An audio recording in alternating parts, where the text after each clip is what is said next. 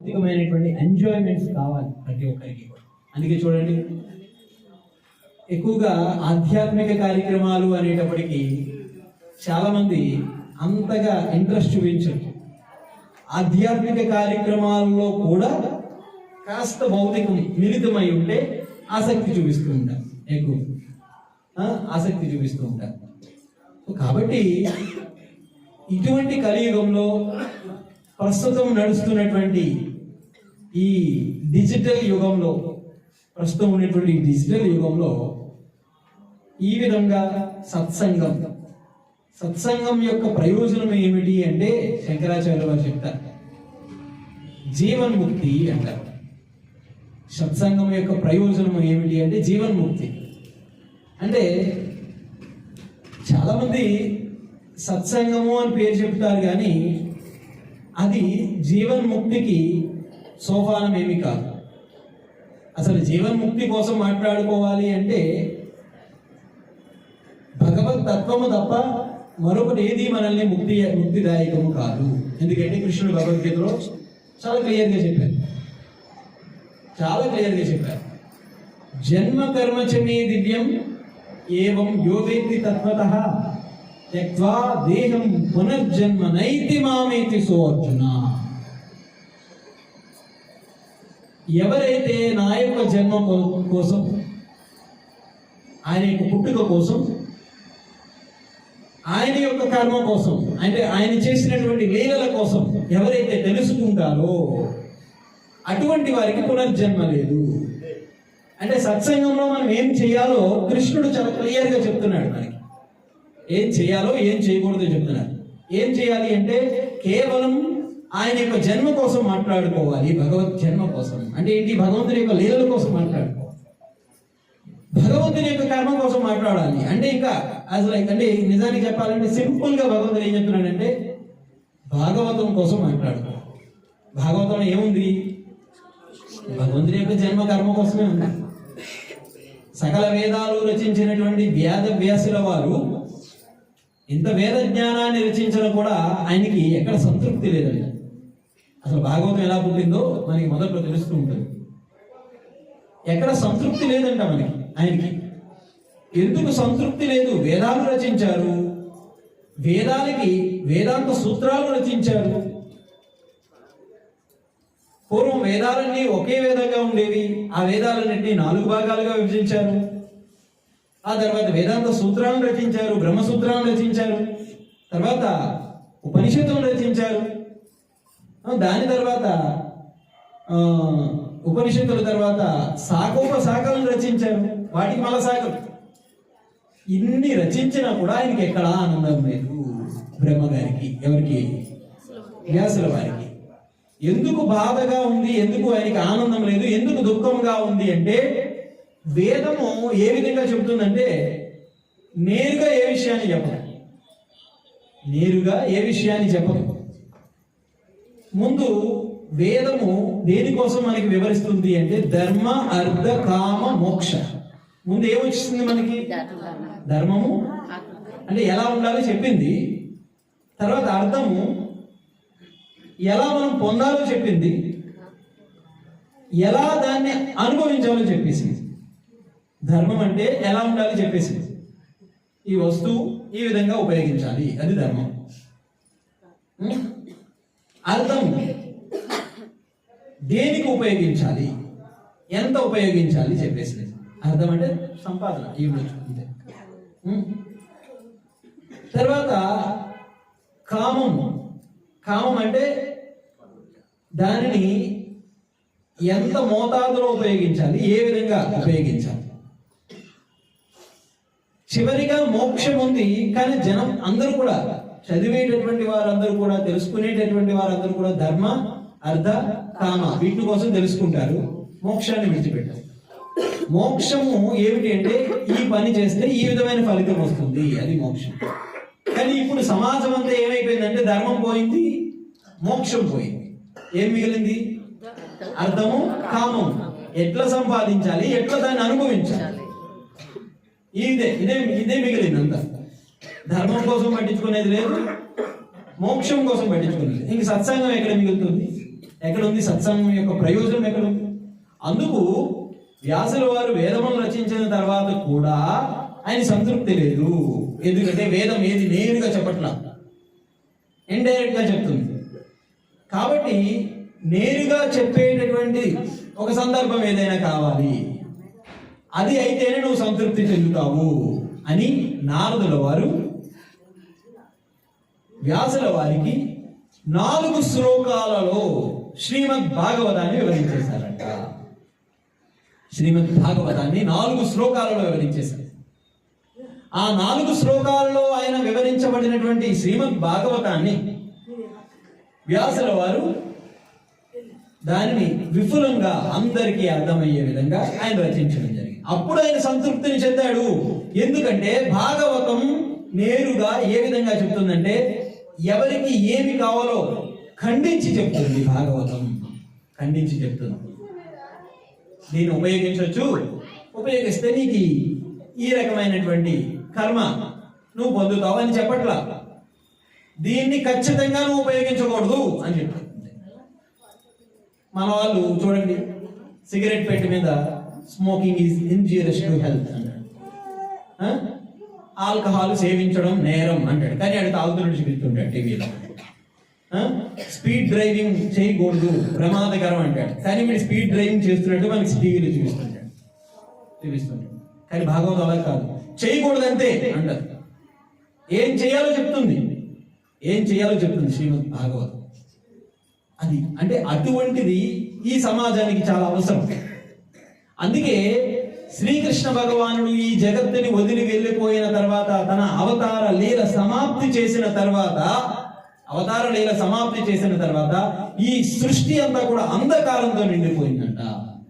ఈ సృష్టి అంతా అంధకారంతో నిండిపోతే అప్పుడు ఈ జగత్తుకి ఒక సూర్యోదయం లాగా శ్రీమద్ భాగవతం అనేటువంటి ఒక వెలుగు ఈ యొక్క సృష్టిని అంతటి కూడా కాంతివంతం చేసింది. ఏముంది ఆ శ్రీమద్ భాగవతంలో అంటే భగవంతుని యొక్క జన్మ కర్మ క్షమే దివ్యం. భగవంతుని యొక్క దివ్యమైనటువంటి జన్మ కోసం ఉంది. భగవంతుని యొక్క దివ్యమైనటువంటి కర్మలు, ఆయన చేసినటువంటి లీలలు ఉన్నాయి. మరి వీటి వల్ల ప్రజలకు ఉపయోగం ఏమిటి? అంటే పునర్జన్మ నైతి మామేతి సువర్ణ. ఎంతమందికి జన్మ కావాలి? మళ్ళా ఎవరికి వద్దా? ఎవరికి వద్దండి మళ్ళా జన్మ? నిజంగానే చాలా గ్రేట్ అండి, చాలా గ్రేట్. ఇంకొక జన్మ ఉంటే బాగుండు అనుకుంటారు చాలా మంది, కానీ మీరు ఎవ్వరూ వద్దంటున్నారు. మీకు అందరికీ భాగవతం కొద్దిగా టచ్ ఉన్నట్టు ఉంది, వింటున్నారు ఏమన్నా? సో మరి ఎందుకు వద్దంటున్నారు చెప్పండి నాకు. మీరు అందరూ వద్దంటున్నారు కదా, ఎందుకు వద్దంటున్నారు చెప్పాలి. ఇలా బుక్ అయిపోయామంట అనుకుంటున్నారా? ఎందుకు వద్దంటున్నారు?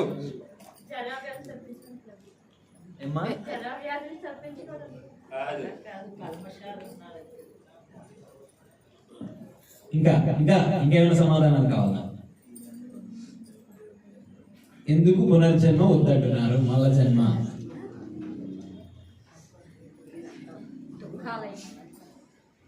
మీరు ఎవరైనా చెప్పండి అమ్మా. మా వాళ్ళే చెప్తున్నారు. ఇప్పుడు వద్దు అంటున్నారు కదా, వద్దు అంటున్నారంటే దాని అర్థం ఎందుకు వద్దంటున్నారు? ఇప్పుడు కలియుగ స్టార్టింగ్ లోనే పాపాలు ఇలా ఉన్నాయంటే మనం జన్మ ఇంకొక మహా అయితే బతికితే ఇంకొక 40 సంవత్సరాలు 50 సంవత్సరాలు బతుకుతాం. కానీ మళ్ళా పుడితే ఈ కలియుగంలోనే పుట్టే అవకాశం ఉంది. అయితే ఇప్పుడే ఇలా ఉంటే కలియుగం మళ్ళా ఒక 100 సంవత్సరాల తర్వాత 200 సంవత్సరాలు చాలా ఘోరంగా ఉంటది. అప్పుడు ఎలా ఉంటాయి అన్నది కూడా తెలియదు. పాపం పుణ్యం అన్నది అసలు ఈ ధర్మం అన్నది ఎక్కడా ఉండదు. అందుకని ఇదే చూడలేకపోతున్నాం అంటే ముందు ముందు మనం ఎలా చూడగలం? అందువల్ల కొట్టుకోపోతేనే మంచిది. బాగా చెప్పారండి, నిజంగా చాలా. నేను ఏదైతే ఎక్స్పెక్ట్ చేశానో అదే సమాధానం మాతాజీ నోట్లో వచ్చేది. అందరు గట్టిగా చెప్పండి, కొట్టండి. హరి బోల్, హరి బోల్, హరి హరి బోల్. చూడండి, కలియుగం మొదటి పాదం ఇది. ఈ మొదటి పాదంలోనే మనం ఎంత భయంకరమైన సన్నివేశాలు చూస్తుంటే ఇంకా రెండో పాదం, మూడో పాదం, నాలుగో పాదం వెళ్ళేటప్పటికి ఏ విధంగా ఉంటుంది? ఇంకొక విషయం చెప్పడం మర్చిపోయారు. ఒకవేళ నిజంగా మనకి మళ్ళా జన్మ ఉంటే ఖచ్చితంగా మానవ జన్మ వస్తుంది అనేవాళ్ళు చెయ్యొద్దండి. కృష్ణుడు భగవద్గీతలో చెప్తున్నాడు, యం యం వాపి స్మరన్ భావం యదన్యంతే కలేవరం తం తం ఏవతి కౌంతేయ తదా తద్భావ భావితః. కృష్ణుడు భగవద్గీతలో చెప్తున్నారు, యం యం వాపి స్మరన్ భావం, మరలా అయితే మనకి మానవ జన్మ వచ్చేటటువంటి ప్రసక్తి అయితే ఉంటుంది, కానీ పర్ఫెక్ట్ గా ఎవరు ముద్రేసి చెప్పలేరు మానవ జన్మ వస్తుందని. ఎందుకంటే కృష్ణుడు భగవద్గీతలో చెప్తున్నారు, యం యం వాపి స్మరణ భావం, నీ స్మరణ ఏ విధంగా ఉందో అటువంటి జన్మ మళ్ళా వస్తుంది. బాగుంది కదండి? అప్పుడు మన స్మరణ ఏ విధంగా ఉండాలి?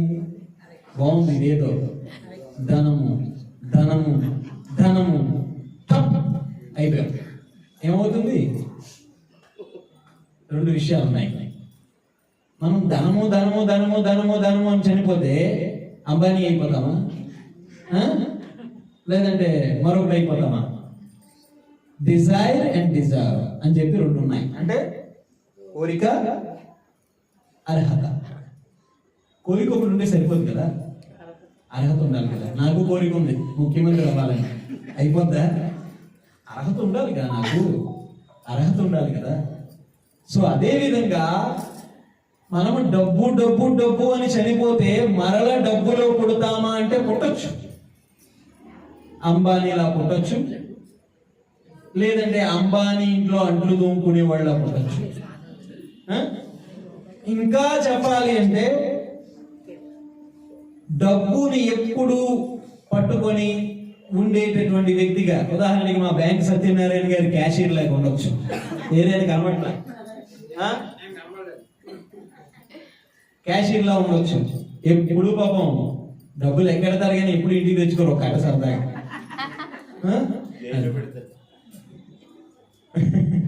ఆయన జోబులో పెడతా, ఆయన జైల్లో పెడతారు. ఇంకా ఆ మాత్రం కూడా అర్హత లేదనుకోండి, ఆ మాత్రం కూడా అర్హత లేకపోతే డబ్బు కట్టడంలో పురుగులు ఉంటాయి. తెలుసా మీకు? పురుగులు ఉంటాయి డబ్బు కట్టడంలో. ఎప్పుడైనా ఇంటి దగ్గర బాగా దాచిన కట్టలో చూడండి ఎప్పుడైనా. ఆ పురుగులా పుట్టొచ్చు. నిరంతరం డబ్బులోనే ఉంటాం. స్వామి నిరంతరం డబ్బులో పుట్టించవయ్యా అంటే డబ్బు లోపల పురుగులా పుట్టిస్తాడు భగవంతుడు, మనకి అర్హత లేకపోతే. కాబట్టి మనకి మానవ జన్మ వస్తుంది అనే నమ్మకం అయితే లేదు, ఎవరు చెప్పలేరు. కాబట్టి మరల మానవ జన్మ లేకుండా ఇన్ని జన్మలు పునరపి జననం పునరపి మరణం, పుట్టి చచ్చి అలా 84 లక్షల యోనుల్లోంచి ప్రయాణం చేసి వచ్చామంట మానవ జన్మ. 84 లక్షల జన్మలు ఇంత ప్రయాణం చేసి వచ్చిన తర్వాత మరల ఎవడన్నా ఇంత ప్రయాణం చేయాలనుకుంటాడా? ఎంత ప్రయాణం చేయాలనుకుంటాడా? అందుకే మీరు అందరూ ఇది తెలిసిన వారు కాబట్టి మానవ జన్మ వద్దు అన్నారు. వద్దు అనడానికి ఇంత ప్రశ్న, ఇంత సమాధానం ఉంది. ఇదంతా చెబితే అప్పుడు నిజంగా వద్దు అనుకుంటారు, నిజంగా వద్దు అనుకుంటారు. మరి ఇంత సింపుల్ గా చెప్పేశారు కదా మీరు, మానవ జన్మ వద్దు అంటే అవుతుందా? నాకు వద్దు అంటే అవుతుందా? ఎందుకు వద్దు అడుగుతాడు. అమ్మ అడుగుతుంది, అరే డిన్నర్ రెడీ చేశాను రా అంటే వద్దమ్మా, ఆకలి కలేదమ్మా. ఎందుకు వద్దురా? ఎందుకు ఆకలి కలేదు? ఏం తిన్నావు చెప్పాలి కదా. ఎక్కడ తిన్నాము, ఏం తిన్నామో చెప్పాలిగా. లేదా మనసు పోలేదనో ఏదో చెప్పాలిగా, ఏదో చెప్పాలి కదా. మరి ఎందుకు మీరు అందరూ వద్దన్నారు, ఎందుకు వద్దన్నారు చెప్పాలి కదా. వద్దు అంటే సరిపోతుందా? ఎందుకు వద్దన్నారు చెప్పారు, మరి ఏం చేయాలి తర్వాత? దానికోసం ఆలోచించాలి కదా. మానవ జన్మ రాకుండా ఉండాలి అంటే ఏం చేయాలి? మనం ఏం చేయాలంటే మచ్చిత్తామద్గత ప్రాణ బోధయంతా పరస్పరం కథయంత శమాం నిత్యం దుష్యంతి చరమంతి చ. ఏం చేయాలి అంటే నిరంతరం ఆయన యొక్క కథా శ్రవణం చేయాలి. ఆయన నామ సంకీర్తనం చేయాలి. ఎవరైతే ఇవి చేస్తారో వారు నిత్యం ఆనందంగా ఉండగలుగుతారు, వారు మోక్షానికి అర్హులవుతారు, వారు ఈ పునర్జన్మ అనేటువంటి ఈ జఠరములో నుంచి తప్పించుకుంటారు. కాబట్టి మనం ఏం చేయాలి అంటే భగవంతుని యొక్క లీలా స్మరణ చేయాలి. మరి ఆ లీలా స్మరణ ఈ శ్రీమద్ భాగవతంలో ఉంది. అందుకు వేదవ్యాసుల వారు ఎప్పుడైతే ఇది రచించారో అప్పుడు ఆనందంగా ఉన్నారు. మరి ఈరోజు ఆ లీలా స్మరణ చేద్దాం. ఈరోజు కాబట్టి చాలా ప్రత్యేకమైనటువంటిది కార్తీక మాసం అంటే.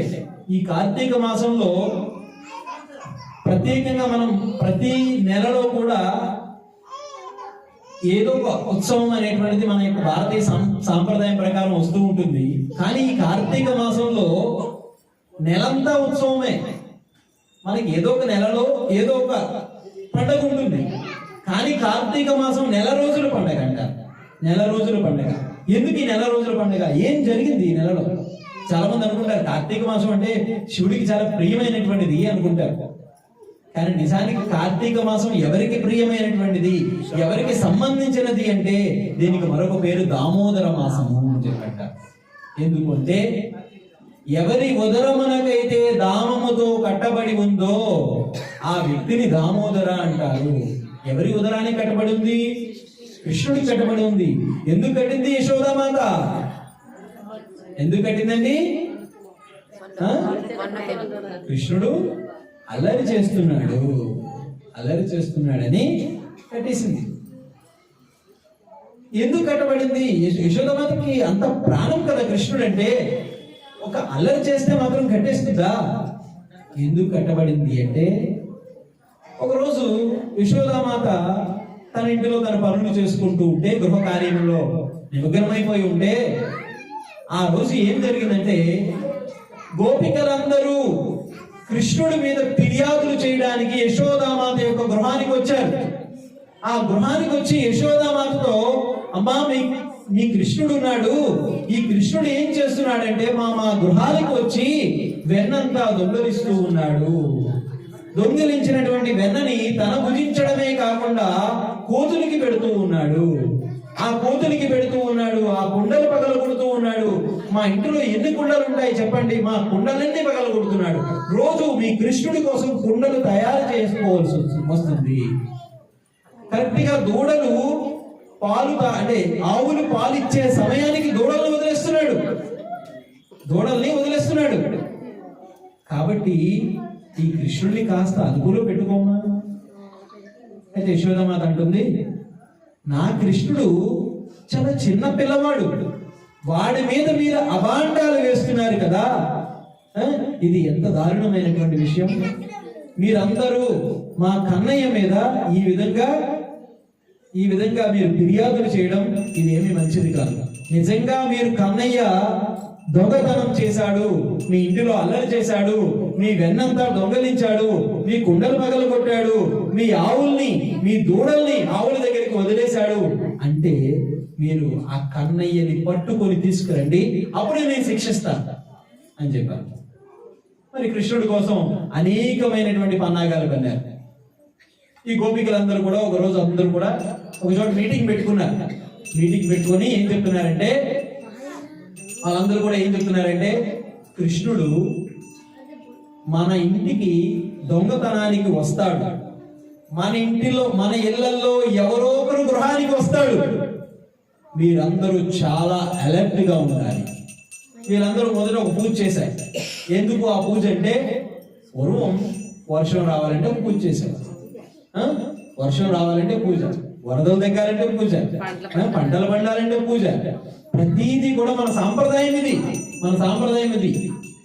అయితే వీళ్ళందరూ కూడా దేనికోసం పూజ చేశారంటే, కృష్ణుడు మా ఇంటికి వెన్న దొంగతనానికి రావాలి. ఎంత విచిత్రం చూడండి. కృష్ణుడు రాకూడదని యశోదామాతకి ఫిర్యాదులు చేస్తున్నారు, ఇక్కడేమో కృష్ణుడు రావాలని పూజలు చేస్తున్నారు. ఎవరికి పూజలు చేస్తున్నారు? సాలగ్రామ శైలికి పూజ చేస్తున్నారు. అసలు సాలగ్రామం ఎవరండి? నారాయణుడు ఎవరు? కృష్ణుడు కాదా? మరి కృష్ణుడు మా హరే కృష్ణ ఈ అబ్బాయిని తీస్తే బాబు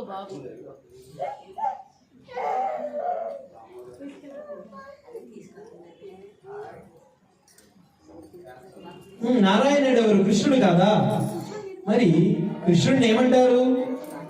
సర్వస్య చాహం హృది సన్నివిష్ణు, అందరి హృదయాలలో పరమాత్మ రూపంలో ఉన్నాడు కృష్ణుడు. మరి అటువంటి పరమాత్మ రూపంలో ఉన్న కృష్ణుడు మరి ఎవ్వరి కోరికైనా నెరవేర్చడా? అది నీతివంతమైనటువంటి కోరిక అయితే మరి ఈ గోపికల యొక్క కోరిక ఏంటి? ఈ కృష్ణుడు మా ఇంటికి వెన్న దొంగతనానికి రావాలి. వాళ్ళ లక్ష్యం ఏదన్నా అవ్వచ్చు, వాళ్ళ లక్ష్యం కృష్ణుడిని పట్టుకోవడం కావచ్చు, కానీ కృష్ణుడిని బంధించి వాళ్ళ అమ్మకి అప్పచెప్పాలి వాళ్ళ లక్ష్యం. కానీ కృష్ణుడు రావాలి అనుకున్నారు కదా. ఇదే కదా మనం జగన్నాథ రథయాత్రలో ఒక పాట పాడుతారు అందరూ కూడా.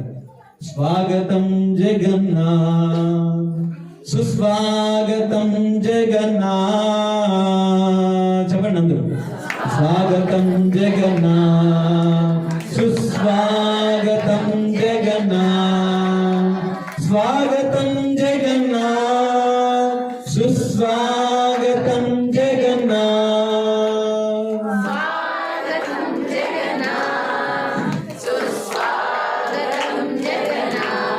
శరణాగతం జగన్నాథ్, శరణాగతం జగన్నాథ్.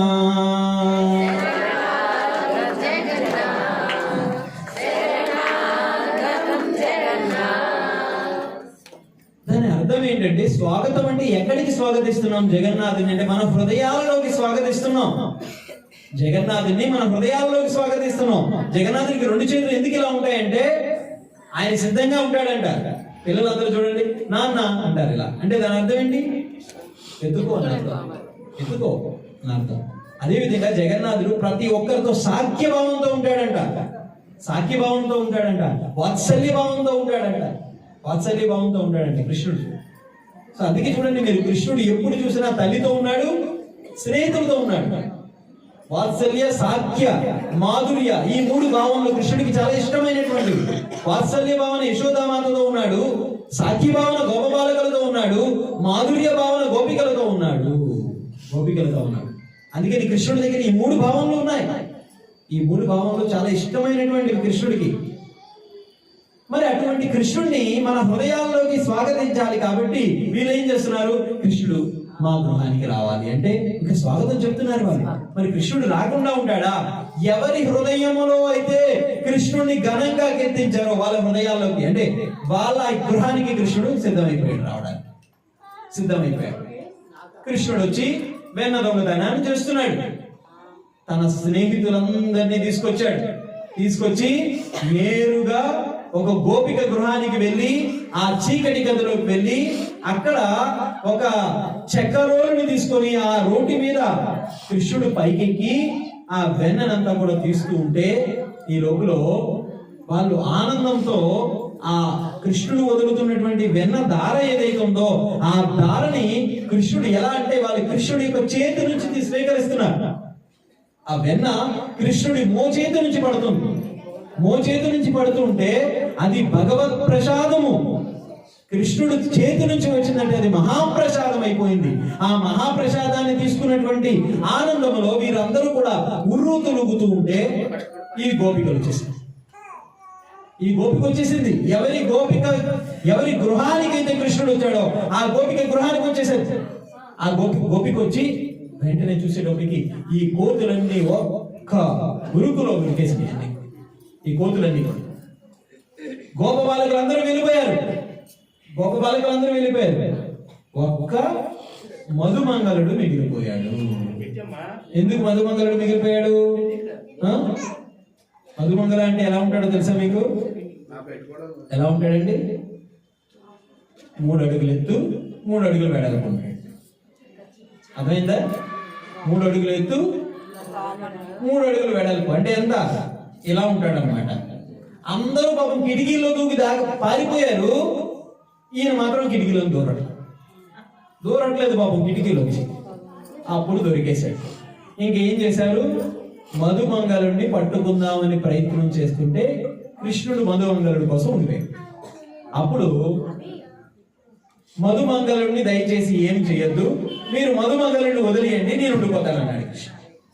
మధుమంగళుడిని పంపించేశారు. చక్కగా పంపించేసిన తర్వాత కృష్ణుడు ఆ గోపిక ఏం చేస్తుందో అని భయపడిపోతున్నాడు. ఏం చేస్తుందో అని భయపడిపోతున్నాడు. భయపడిపోతూ ఉంటే కృష్ణ ఏం చేస్తున్నావు నువ్వు అని అడిగింది గోపిక. అడగగానే కృష్ణుడు అన్నాడు, నువ్వు ఏం చేస్తావో నాకు భయం వేస్తుంది, నిన్ను చూస్తేనే భయం వేస్తుంది నాకు అంటున్నాడు. అసలు ఆయన ఎవరు? భాగవతం చెప్తుంది, భయానికే భయము కలిగించేవాడట. ఆ గోపికను చూసి భయపడిపోతున్నాడు. ఆ గోపికను చూసి భయపడిపోతున్నాడు. అప్పుడు కృష్ణుడు అంటున్నాడు, ఆవిడ ఇంకా ఏమి చేయలేదు, ఏమి అనలేదు, ఇంకా అలా చూస్తుంది అంతే సీరియస్ గా చూస్తుంటే, నన్ను ఏమైనా చేస్తావేమో చూడు, నేనెవరో తెలుసా, నంద మహారాజు యొక్క కుమారుణ్ణి, బృందావనానికి రాజు అయినటువంటి నంద మహారాజు యొక్క కుమారుణ్ణి, బృందావనానికి రాణి అయినటువంటి యశోదామాత యొక్క కుమారుణ్ణి నేను, దయచేసి నన్ను ఏం చేయదు, దయచేసి నన్నేం చేయొద్దు అంటున్నాడు. నన్నేం చేయొద్దు అంటున్నాడు. ఈ లోపల ఆ గోపిక ఏం చేసిందంటే, నిన్ను ఎలాగైనా సరే పట్టుకొని నీ తల్లి దగ్గరికి తీసుకెళ్తాను, ఈ రోజు నిన్ను శిక్షించాల్సిందే అని చెప్పగానే యశోదామాత ఈ గోపిక, కృష్ణ దయచేసి నా వీపు మీద ఇంటికి కూర్చో, నేను తీసుకెళ్తాను. అప్పుడు అసలు నేనెవరు, బృందావనానికి రాజు అయినటువంటి నంద మహారాజు యొక్క కుమారుణ్ణి, బృందావనానికి రాణి అయినటువంటి యశోదామాత యొక్క కుమారుణ్ణి, అటువంటి నన్ను ఎంత అమర్యాద పూర్వకంగా వీపు మీద ఎక్కించుకొని తీసుకెళ్తారా? నన్ను తీసుకెళ్లాలంటే ఒక రథాన్ని తయారు చేయాలి, రథం మీద తీసుకెళ్ళాలి. ఎవరిని తీసుకెళ్తారండి రథం మీద? దొంగదానం చేసిన వాడినా? ఏం చెబుతున్నాడండి ఈయన? అసలు ఏమైనా అర్థం ఉందా? చెప్పేవు చాలే కానీ అని చెప్పి మేకపిల్ల ఎక్కించుకుంటారు కదా పిల్లలు, ఆ విధంగా మేకపిల్ల ఎక్కించుకున్న తర్వాత ఈ గోపికి ముందు చెప్పారు ఒకరు, కృష్ణుడు చాలా మాయావి, వాడు ఇట్టే మాయ చేసేస్తాడు, దయచేసి మీరు కృష్ణుడి పాదాలు మాత్రం తాకకండి, ఎందుకంటే కృష్ణుడి పాదాలు గాని తాకారంటే కృష్ణ మాయలోకి వెళ్ళిపోతారు. అందుకే భక్తులందరూ కృష్ణుడు వటపత్ర సాయి అని చెప్పి అంటారు. చాలా మందికి తెలియదు, వటపత్ర సాయి అంటే సాయిబాబా అనుకుంటారు. ఆయనకి విష్ణువుకి ఏం సంబంధం లేదు, ఆయనకి హిందుత్వానికి ఏమి సంబంధం లేదు, మీరేమనుకున్నా కూడా. అయితే ఈ వటపత్ర సాయి ఏం చేస్తూ ఉంటాడంటే, ఈయన వటపత్ర కృష్ణుడు అంటే పత్రం మీద తేలియాడుతూ ఉంటాడు కదా. ఈ సృష్టి అంతా కూడా అంతరించిపోయిన సమయంలో ఈ సృష్టి అంతా కూడా సముద్ర జలాలతో నిండిపోతే ఆయన ఏం చేస్తూ ఉంటాడంటే, ఒక ఆకు మీద తేలుతూ ఆయన యొక్క పాదాలని చీకుతూ ఉంటాడంట. ఆ చీకుతూ ఉన్న సమయంలో మార్కండేయ ఋషి సప్త చిరంజీవుల్లో ఒక చిరంజీవి ఆయన ఏం చేస్తూ ఉంటాడంటే, ఆ జలాల్లో ఈదుతూ వస్తూ ఎక్కడా కూడా ఆయన సేద తీరడానికి ప్రదేశం కనిపించకపోతే ఏం చేస్తాడంటే, అక్కడ పూరిలో ఇప్పటికీ కూడా మనకి నీలాచల పర్వతం అంటే జగన్నాథ మందిరం ఉన్నటువంటి ప్రదేశం, ఆ ప్రదేశం మీద ఇప్పటికీ చెట్టు ఉంది. ఆ చెట్టు ఆకు మీద కృష్ణుడు తేలియాడుతూ ఉంటాడు. ఆ ఆకులో కృష్ణుడు తేలియాడుతుంటే, ఇక్కడ ఏదో నాకు రక్షణ కలిగించేటటువంటి ప్రదేశం అనుకుంటా అని చెప్పి అక్కడికి వెళ్తాడు. అక్కడికి వెళ్ళి చూస్తే కృష్ణుడు పాదాన్ని చీకుతుంటే అడుగుతూ ఉంటాడు, అయ్యా ఎవరయ్యా నువ్వు, నీ పాదాలను ఎందుకు చీకుతున్నావు నువ్వు అంటే, అప్పుడు కృష్ణుడు ఏం సమాధానం చెప్తాడు తెలుసా? ఈ సమస్త సృష్టిలో నా భక్తులందరూ కూడా నా పాద సేవ కావాలని కోరుకుంటారు, నా పాదాలకి శరణాగతి పొందుతారు, అసలు నా పాదాలలో ఏముందో రుచి చూస్తున్నాను నేను అంటున్నాడు. అప్పుడు ఈ గోపిక చెప్పింది, ఈ కృష్ణుడు పాద సేవ కోసం అందరూ ఎదురు చూస్తుంటారు, అందుకని నువ్వు కానీ కృష్ణుడి పాదాలు పట్టుకున్నావంటే నువ్వు మాయలో వెళ్ళిపోతావు, అందుకని నువ్వు పాదాలు పట్టుకోకు. ఈ గోపిక ఇంకొక మాట కూడా విన్నది, కృష్ణుడి యొక్క చేతి స్పర్శ ఎలా ఉంటుందో తెలుసండి ఈ అరిచేతి స్పర్శ. ఇప్పటికీ కూడా బృందావనంలో కొన్ని చెట్లు ఉన్నాయి. ఆ చెట్లు ఎంత ప్రత్యేకమైనవి అంటే ఆ చెట్లు యొక్క లేలేత ఆకులు ఉంటాయి చూసారా, ఆకురాల్చి కాలం అయిపోయిన తర్వాత మళ్ళా వచ్చేటటువంటి ఋతువులో ఈ ఆకులు వస్తూ ఉంటాయి. ఆ లేలేత ఆకుల యొక్క స్పర్శ ఏ విధంగా మన యొక్క బుగ్గలకి ఈ విధంగా అనుకుంటే ఎంత ఏ విధంగా ఉంటుందో ఆ స్పర్శ కృష్ణుడి యొక్క చేతి స్పర్శ అంటారు. ఈ గోపికి చెప్పారు, దయచేసి ఎవ్వరు కూడా కృష్ణుడి పాదాలు తాకండి, కృష్ణుడి చేతులు తాకండి. ఇవి ఏమైనా తాకారు అంటే కృష్ణుడు మీకు మాయ చేసేస్తాడు, మిమ్మల్ని మీరు వదిలేస్తారు కృష్ణుడి అని చెప్పి అన్నారు. వెంటనే అప్పుడు ఈ గోపిక ఆ విషయం గుర్తొచ్చి ఏం చెప్పిందో తెలుసా,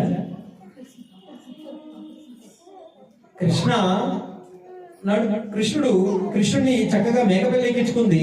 మేకపిల్ల ఎక్కించుకున్నప్పుడు ఈ రెండు కాళ్ళు ఇక్కడికి వస్తాయి కదా, ఈ రెండు చేతులు ఇక్కడికి వస్తాయి కదా, అందరూ పట్టుకుంటారు కదా.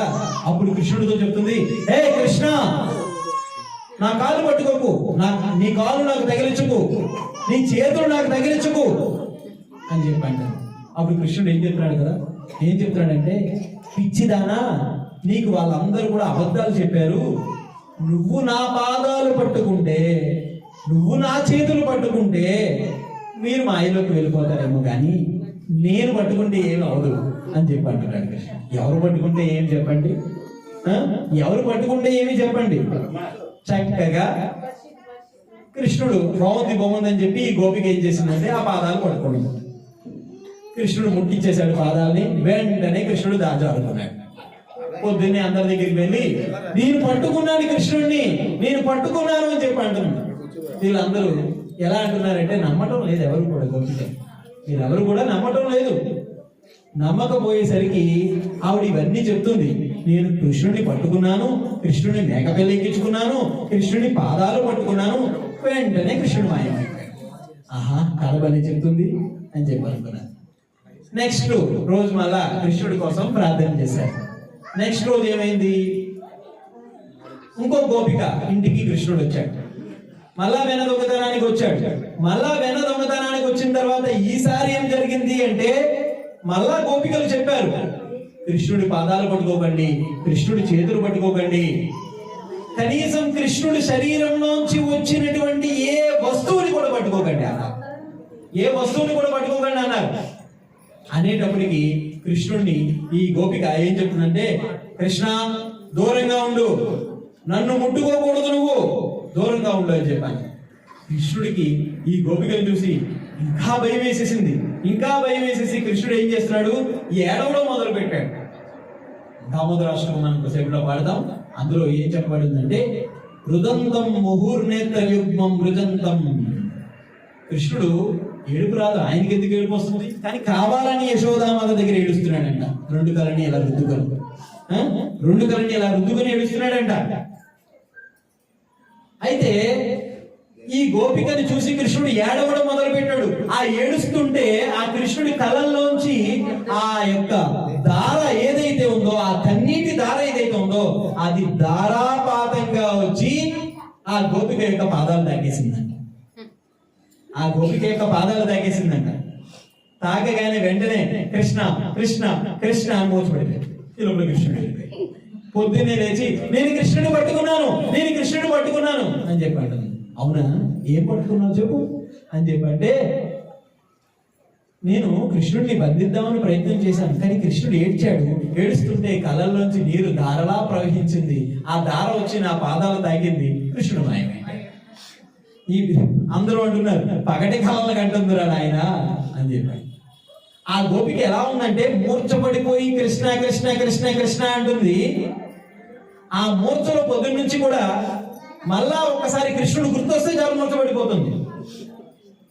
కృష్ణుడు గుర్తొస్తే చాలు మూర్ఛపడిపోతుంది. అప్పుడు ఆ గోపిక తల్లిదండ్రులు ఏం చేశారంటే, అక్కడ దగ్గరలో అంటే వీళ్ళందరూ కూడా గోవర్ధన పర్వతం దగ్గరలో ఉన్నారు. ఈ గోవర్ధన పర్వతం దగ్గర నుంచి అంటే మధుర నుంచి డాక్టర్ని పిలిపించారు అన్నమాట. అంటే డాక్టర్లు అంటే కొద్దిగా దూరంగా, మధుర పెద్ద సిటీ అన్నమాట. అందుకని అక్కడ ఉంటే ఆ డాక్టర్ని పిలిచారు. ఆ డాక్టర్ని పిలిస్తే ఆ డాక్టర్ ఏమైందా అని చెప్పి పల్స్ చూసి ఒక్కసారిగా ఆవిడ నోటిలో ఈ యొక్క డాక్టర్ ఎవరైతే ఉందో, స్త్రీ డాక్టర్, ఆవిడ చెవి పెట్టి చూస్తే ఆవిడ కృష్ణ కృష్ణ కృష్ణ అన్న మొదలు పెట్టింది. ఎప్పుడైతే కృష్ణ కృష్ణ కృష్ణ అన్న మొదలు పెట్టిందో ఈ డాక్టరు ఇవన్నీ వదిలేసి ఆవిడ కృష్ణ కృష్ణ అన్న మొదలు పెట్టింది. కృష్ణ కృష్ణ అన్న మొదలు పెట్టింది. దీనికి ఆచార్యులు ఏం చెప్తారంటే, ఆవిడకంట గురు ఉపదేశం అయిపోయిందంట, దీక్ష అయిపోయిందంట. ఆవిడకి దీక్ష అయిపోయిందంట. ఎప్పుడైతే మనం గురువు నుంచి ఉపదేశాన్ని పొందుతామో ఇంకా శక్తివంతమైన వారు అవుతాము భక్తిలో అని చెప్పంటారు. ఇలా ఎవ్వరు కూడా కృష్ణుడిని పట్టుకోవడానికి ప్రయత్నం చేసినా కూడా పట్టుకోలేకపోతున్నారు వీళ్ళందరూ కూడా. ఆఖరికి యశోదామాతకి తెలిసిపోయింది, వీళ్ళందరూ పాపం కృష్ణుడి కోసం ఇన్ని బాధలు పడుతున్నారు అని చెప్పి వీళ్ళందరి కోసం కృష్ణుడిని యశోదామాత అడిగింది. ఏం కన్నయ్య, ఎందుకు రాను ఎంత వాళ్ళందరినీ బాధ పెడుతున్నావు? నీ ఇంట్లో వెన్న లేదా, పాలు లేదా, పెరుగు లేదా, మేగడ లేదా, ఆవులు లేవా? 9 లక్షల ఆవులు ఉన్నాయి కదా, ఇన్ని ఉంచుకొని నువ్వెందుకు వాళ్ళ గృహాలకి దొంగతనానికి వెళ్తున్నావు అంటే సింపుల్ ఒక్క విషయంలో తెచ్చేసాడు కృష్ణుడు. వాళ్ళందరూ వాళ్ళ సహస్తాలతో వెనచిరుగుతున్నారు, నువ్వేమో పని మనుషుల్ని పెట్టి చేయిస్తున్నావు. ఇంకా మనం బజార్లో కొనుక్కొచ్చిన స్వీట్లు, వాడందరూ ఏం చేసి తయారు చేసాడో తెలియదు ఆ స్వీట్లు, ఆ దుకాణాల్లో అవన్నీ భగవంతుడికి పెడితే తింటాడంటారా? ఇంట్లో పని వాళ్ళతో చేయిస్తేనే కృష్ణుడు నేను తిన్నో అన్నాడు. అలాంటిది ఈ బజార్లో వాడు ఎంత కష్టపడి చేస్తాడో, చెమటోర్చి చేస్తాడు. మరి అవన్నీ ఏమైపోతాయి? కృష్ణుడు స్వీకరిస్తాడా? ఇప్పుడంతా మనం చూస్తున్నాం కదా, వరలక్ష్మి వ్రతం సీజన్ అనగానే వాడెవడో వాట్సాప్ లో తయారైపోతాడు. వరలక్ష్మి వ్రతానికి సంబంధించిన బూర్లు, గారెలు, పులిహార రెడీ నా దగ్గర అంటాడు. ఇప్పుడు జనాలు కూడా అలాగే అయిపోయారండి. ఇంట్లో తయారు చేసుకునేది లేదు, అన్ని ప్యాకేజ్డ్ ఫుడ్. ప్యాకేజ్ తర్వాత లీకేజ్ తర్వాత డ్రైనేజ్, అది అంతే. కాబట్టి మన సహస్రాలతో చేస్తేనే భగవంతుడు యాక్సెప్ట్ చేస్తాడు. మరి యశోదామాతకి ఈ విషయం తెలిసింది. వెంటనే ఏం చేసింది? ఆ రోజు పని వాళ్ళందరికీ సెలవు ప్రకటించేసింది. సెలవు ప్రకటించేసి ఏం చేసిందంటే ఆ రోజు తన స్వహస్తాలతో వెనచెలకడం మొదలుపెట్టింది. ఆ రోజు ఏ రోజు అంటే దీపావళి పర్వదినము. దీపావళి పర్వదినం ఆ రోజు.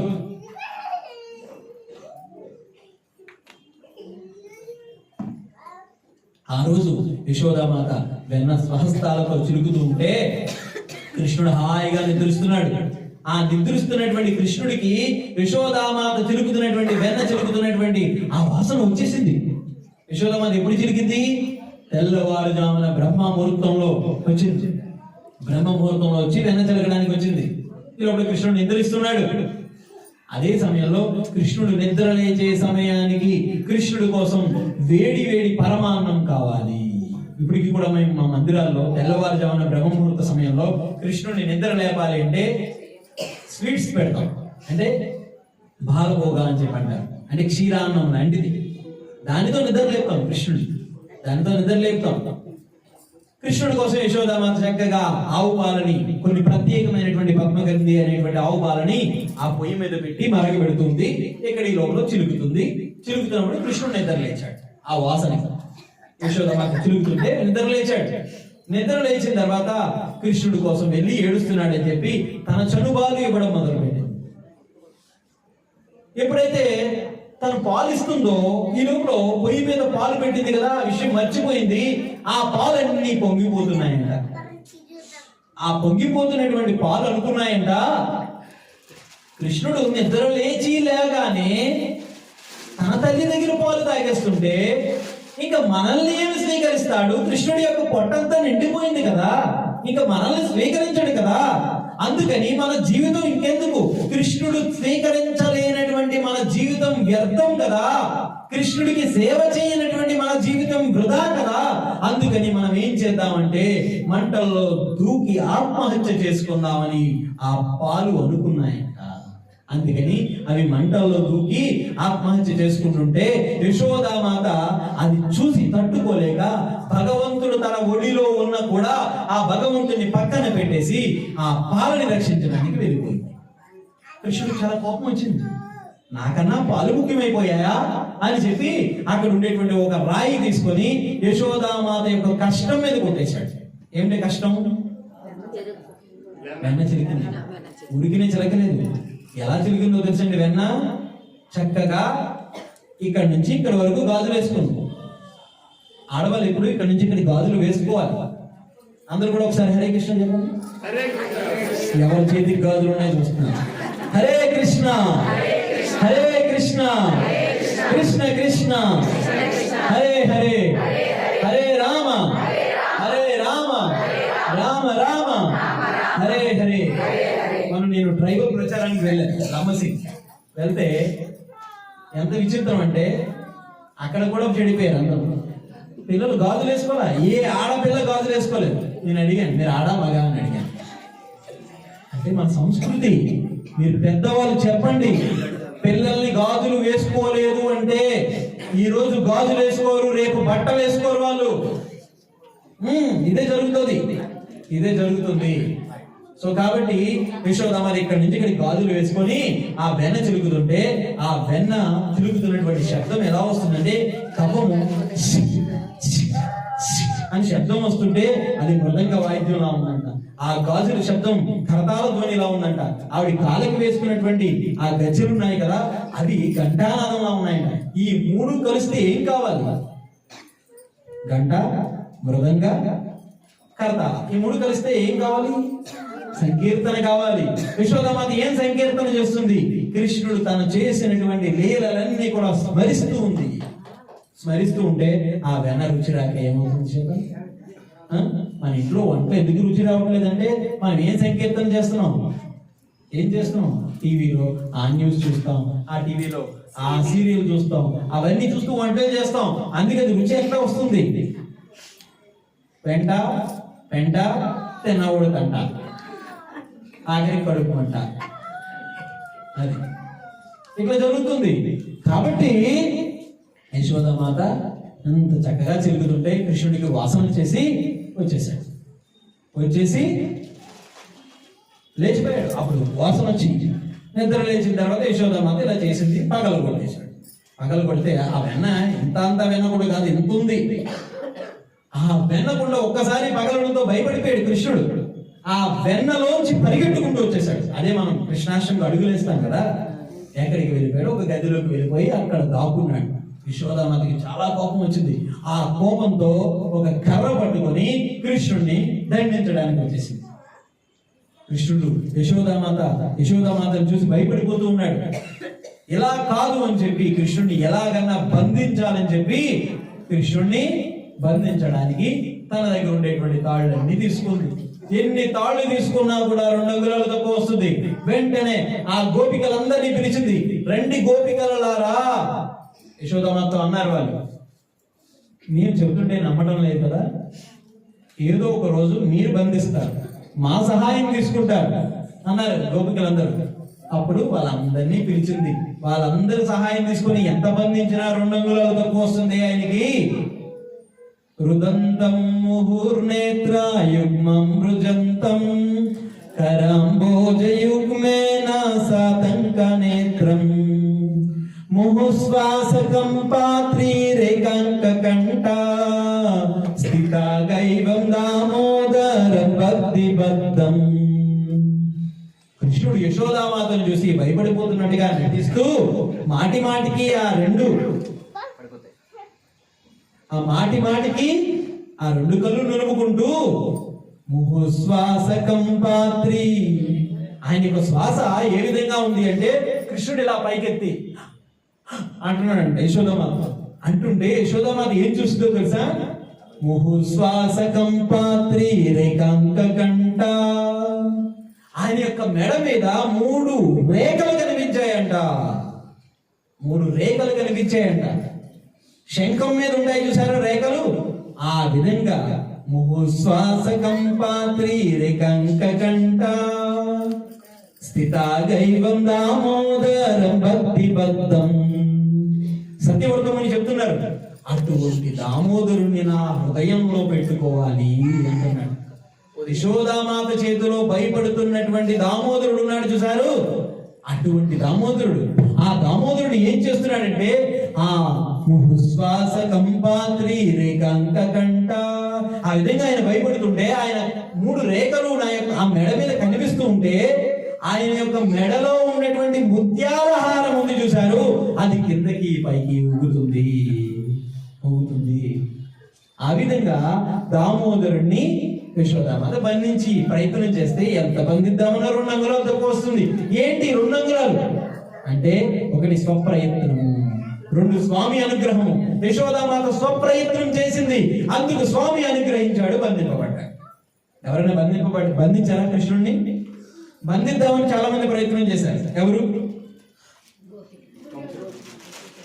దుర్యోధనుడు బంధిద్దామని ప్రయత్నం చేశాడు కదా, ఎంత ప్రయత్నం చేసినా బంధించలేకపోయాడు. సో భగవంతుడిని యశోదామాత తాడుతో బంధించలేదు. దేనితో బంధించిందంటే ప్రేమ అనేటువంటి తాడుతో బంధించింది. మరి ఇప్పుడు మనం ఏం చేయాలి? పరిగెడుతున్న వాడిని పట్టుకోవడం కష్టం కదా, బంధింపబడ్డవాడు రెడీగా ఉన్నాడు. యశోదామాత బంధించింది మన కోసం, తీసుకొని ఆయనకు ఒక నేతి దీపాన్ని ఇచ్చి ఇక్కడ పెట్టేసుకోవాలి. ఓకే, కృష్ణుడు మన హృదయంలో ఉంటే కష్టాలు లేవు. కృష్ణుడు తప్ప అన్యమైనటువంటి వ్యక్తులు ఎవరన్నా మన జీవితంలో కష్టాలే, క్లేశములే. అందుకని హృదయంలో భగవంతుడిని నింపుకోవాలి. ఇది మన దామోదర మాసం మనకి తెలియపరుస్తుంది. హరే కృష్ణ. గ్రంథర శ్రీమద్ భాగవత మహాపురానికి, జగద్గురు శ్రీల ప్రభుపాదికి ఒకసారి గట్టిగా 2